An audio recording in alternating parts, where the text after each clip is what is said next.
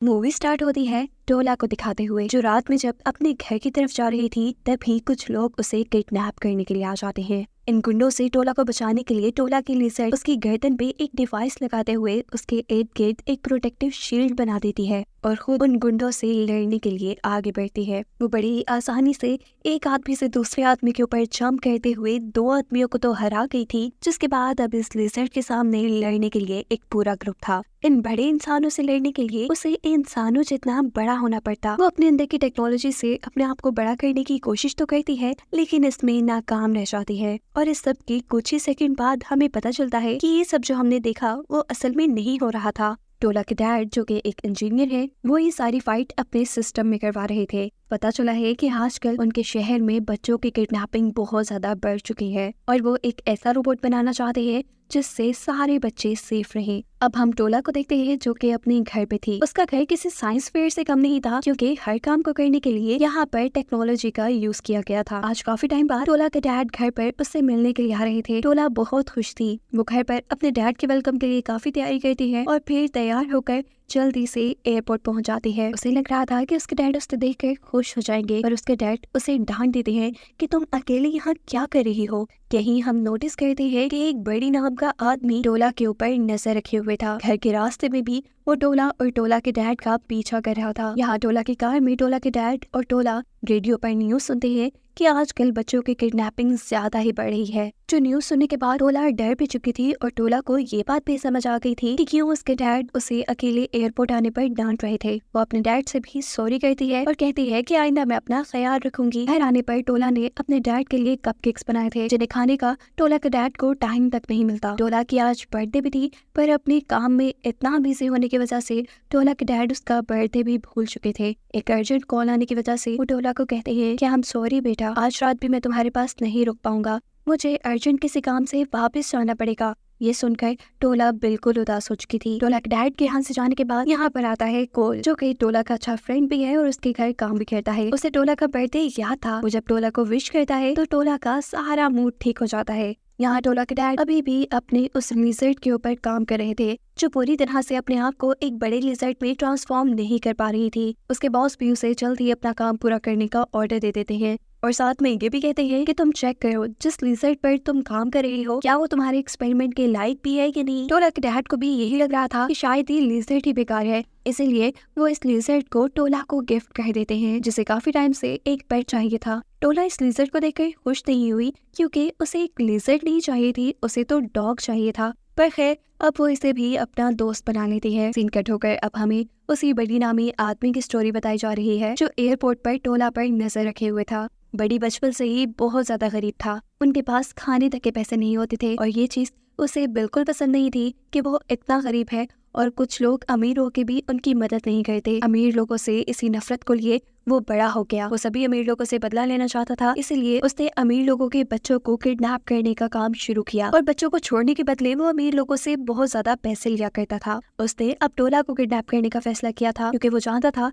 कि टोला के डैड एक बहुत बड़ी कंपनी में इंजीनियर के तौर पर जॉब करते हैं और वो टोला के बदले उन्हें बहुत पैसा दे सकते हैं। यहाँ घर पे टोला अपने फ्रेंड कोल को अपने साथ डिनर पे इन्वाइट कर लेती है। इसी टाइम पर टोला के डैड यहाँ जाते हैं और वो कोल को अपनी बेटी के साथ टेबल पर खाना खाते देखकर उस पे खूब गुस्सा होते हैं। वो उसकी बेइज्जती कर उसे यहाँ से निकाल देते हैं। उदास कोल बस स्टेशन पे पहुँचता है तो बहुत ज्यादा बारिश हो रही थी। बारिश के चलते बस वालों ने भी रेंट बढ़ा दिया था। इतने पैसे कोल के पास नहीं थे, तो ऐसे बारिश में बेचारे को पैदल ही घर जाना पड़ता है। रास्ते में ही कोल को बड़ी की कॉल आती है, जो उसे मिलने के लिए बुला रहा था। असल में कोल की मॉम ने बड़ी से कुछ लोन लिया था कोल की पढ़ाई पूरी करवाने के लिए, लेकिन बदकिस्मती से वो खुद ही इतना बीमार हो गई कि कोल को अपनी पढ़ाई तक छोड़नी पड़ी। सारा पैसा कोल की मॉम की मेडिसिन पे लग गया और अपने खाने पीने का इंतजाम करने के लिए कोल ने काम करना शुरू कर दिया। कोल बड़ी से लिए हुए पैसे हर माह थोड़े थोड़े कर उसे वापस कर देता था और अब उसे लग रहा था कि बड़ी को इस माह पैसे ज्यादा चाहिए, इसलिए वो अपने जमा किए हुए सारे पैसे लेकर बड़ी के पास पहुंचता है। लेकिन यहाँ तो बड़ी का प्लान ही कुछ और है। वो कोल से कहता है, नहीं, इन पैसों की जरूरत नहीं, ये तो तुम मुझे महीने के आखिर तक भी दे सकते हो। मुझे बस तुमसे एक छोटा सा काम है। मैं चाहता हूँ कि तुम टोला के घर पे काम करते हो और उसके बहुत अच्छे दोस्त हो। अगर तुम मेरे लिए काम करो, टोला को किडनैप करवाने में मेरी मदद करो, तो मैं इसके बदले तुम्हारी मॉम के इलाज का सारा खर्चा उठाऊंगा। बड़ी भी अच्छी तरह से जानता था कि कोल की कमजोरी क्या है। वो अपनी फ्रेंड को किसी खतरे में नहीं डालना चाहता था, पर वो ये बात भी जानता था कि अगर वक्त पर उसकी मॉम का इलाज ना हुआ तो वो मर जाएंगी। मजबूरन उसे बड़ी की बात माननी पड़ी थी। वो बड़ी से पूछता है कि आप टोला को किडनैप करके आखिर करेंगे क्या? बड़ी कहता है ज्यादा कुछ नहीं, बस हम उसके डैड से उसके बदले कुछ पैसे मांगेंगे और जब वो पैसे हमें मिल जाएंगे तो हम टोला को छोड़ देंगे। यानी टोला की जान इतनी भी खतरे में नहीं थी। वो अब बड़ी के बनाए प्लान के अकॉर्डिंग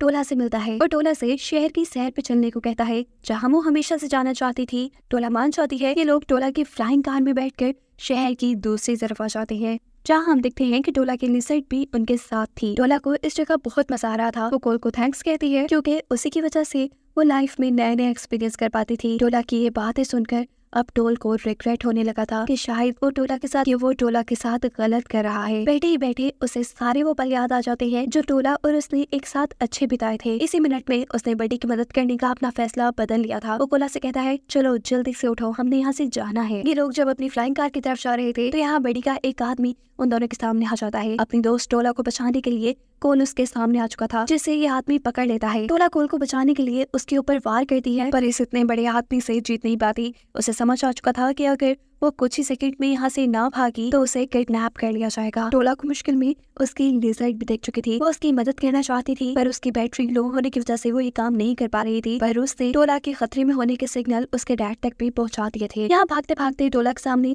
एक लेडी आ जाती है। टोला अपने आप को बचाने के लिए उससे मदद मांगती है, लेकिन वो ये बात नहीं जानती कि ये भी किडनैपर्स की ही साथी है। अब टोला के डैड के पास एक वीडियो भेजी जाती है जिसमें टोला को किडनैप कर लिया गया था। फौरन ही एक होलोग्राम आकर टोला के डैड को बताता है कि अगर 2 घंटे के अंदर अंदर $150 मिलियन उन्हें ना दिए गए तो वो टोला को जान से मार देंगे। यहाँ सड़क पर टोला की लिजर्ड को एक बच्ची देख लेती है। वो उसको हाथ में उठाती है और जैसे ही उस लड़की की घड़ी लिजर्ड के साथ टच होती है उसे थोड़ी सी चार्जिंग मिल जाती है। असल में ये लिजर्ड एक रोबोट है, इसीलिए तो उसे चार्जिंग की जरूरत है। पता चला है कि टोला के डैड इन सारी चीजों से बहुत ज्यादा घबराए हुए हैं। उन्होंने होलोग्राम की पिक्चर भी पुलिस को दिखाई है, लेकिन पुलिस भी उनकी मदद करने को तैयार नहीं थी। इसीलिए चुपचाप टोला के डैड $150 मिलियन लेकर वहाँ पहुँचने लगते हैं जहाँ उन्हें बुलाया गया था। पर रास्ते भी ही उन्हें किडनैपर्स की कॉल आ जाती है, जो ये बात जान चुके थे कि टोला के डैड ने पुलिस से मदद मांगी थी और इसीलिए उन्होंने टोला को छोड़ने वाली प्राइस बढ़ा दी थी। वो अब टोला के डैड से $250 मिलियन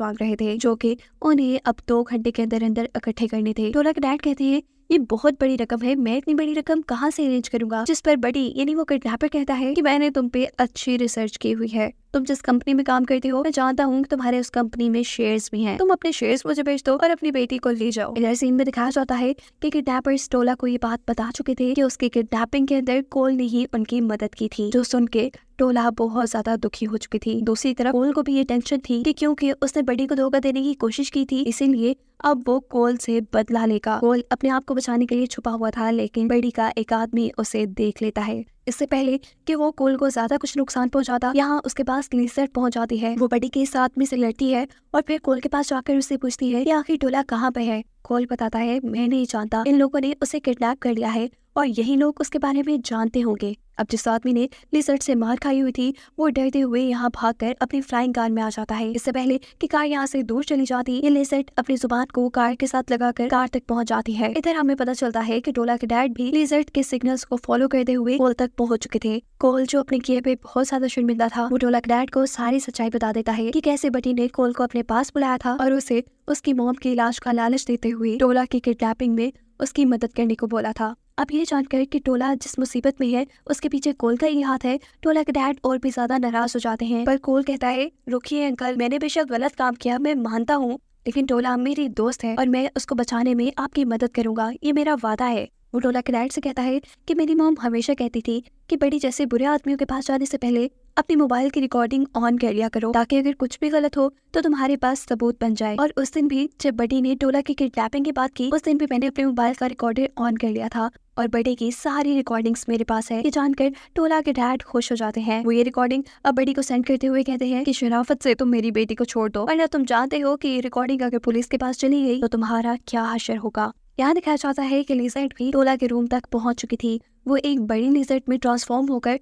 टोला को इन सब लोगों से बचा सकता है, लेकिन ये तभी होगा जब उसकी चार्जिंग फुल होगी और अब उसकी चार्जिंग सिर्फ 4% रह गई है, जिसपे वो सिर्फ टोला से बात ही कर सकता है। इधर टोला के डैड जो बड़ी को ब्लैकमेल कर रहे थे, इससे पहले कि वो बड़ी की सच्चाई पुलिस को बताते, बड़ी बड़ी ही होशियारी से अपने आदमियों को भेजकर टोला के डैड और कोल दोनों को ही किडनैप करवा लेता है। कोल को जब टोला के सामने ला जाता है तो टोला उससे बहुत ज्यादा नाराज थी। कोल उसे समझाने की कोशिश करता है कि मैंने जो भी किया मजबूरी में किया, मेरी मॉम बीमार थी और उनकी इलाज का मेरे पास और कोई रास्ता नहीं था। टोला कहती है कि उनके इलाज के लिए तुम कुछ और भी कर सकते थे, मेरी जान क्यों खतरे में डाली। कोल जवाब में कहता है कि तुम अमीर हो ना, तुम हमारा दुख नहीं जानती, हम जैसे गरीब लोगों को रोज जिंदा रहने के लिए बहुत मेहनत करनी पड़ती है। यहाँ टोला के डैड को भी इन किडनैपर्स से बांध के रखा हुआ था। टोला के डैड ने इन्हें $150 मिलियन भी दे दिए थे। वो अब किडनैपर से कहते हैं कि तुम्हें जो चाहिए था वो तुम्हें मिल तो गया है, अब टोला और मुझे छोड़ दो। लेकिन यहाँ बड़ी को तो कुछ और भी चाहिए था। बड़ी जानता था कि टोला के डैड की कंपनी में सभी अमीर लोग काम करते हैं, इसलिए वो टोला के डैड से कहता है कि मुझे तुम्हारी कंपनी में काम करने वाले हर एम्प्लॉय की इंफॉर्मेशन चाहिए। ये करने के लिए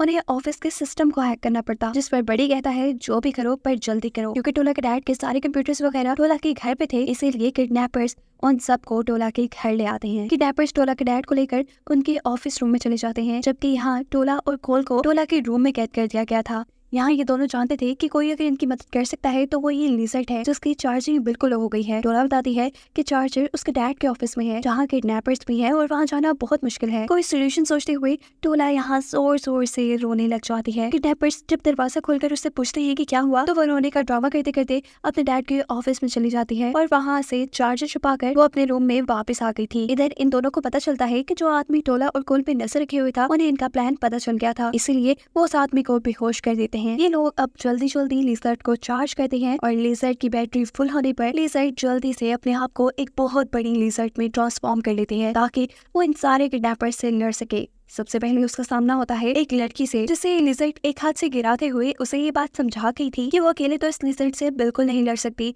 वो अपने बाकी साथियों को भी अब यहाँ पे बुला लेती है। इस लड़ाई का फायदा उठाते हुए टोला अपने डैड के पास चली जाती है, जहाँ वो देखती है कि बड़ी उसके डैड को मार रहा है, क्योंकि उसने ऑफिस के लोगों की इंफॉर्मेशन अभी तक इस किडनैपर को निकाल के नहीं दी थी। टोला बहुत होशियार थी, वो यहाँ अपनी एक स्पेशल ग्लासेस लगा कर आई थी, जिसमें हर चीज रिकॉर्ड हो सकती थी। उसने यहाँ पर बड़ी की सारी बातें रिकॉर्ड कर ली थी, जिसमें वो बता रहा था कि कैसे वो अमीर लोगों के बच्चों को किडनैप करके पैसे कमाता है। टोला ये रिकॉर्डिंग इंटरनेट पे ऑन एयर कर देती है, जिसे पुलिस वाले भी देख चुके थे। इससे पहले कि बड़ी यहाँ से भाग जाता, लिजर्ड अपनी मैजिकल रोप से उसे कैद कर देती है और पुलिस वाले आकर उसे ले जाते हैं। फाइनली टोला भी अब फ्री हो चुकी थी, जिसमें कोल ने इनकी बहुत मदद की थी। टोला के डैड के बाद जान चुके थे कि कोल एक अच्छा लड़का है। वो कोल की मदद करने का वादा करते हैं और कहते हैं कि मैं तुम्हारी स्टडी और तुम्हारे मॉम के इलाज के सारे खर्चे उठाऊंगा। ये सभी खुश हो चुके थे। टोला और कोल की दोस्ती भी वापस पहले जैसी हो गई थी। ये सभी बहुत खुश थे और इनको दिखाते हुए ये मूवी यहाँ खत्म हो जाती है।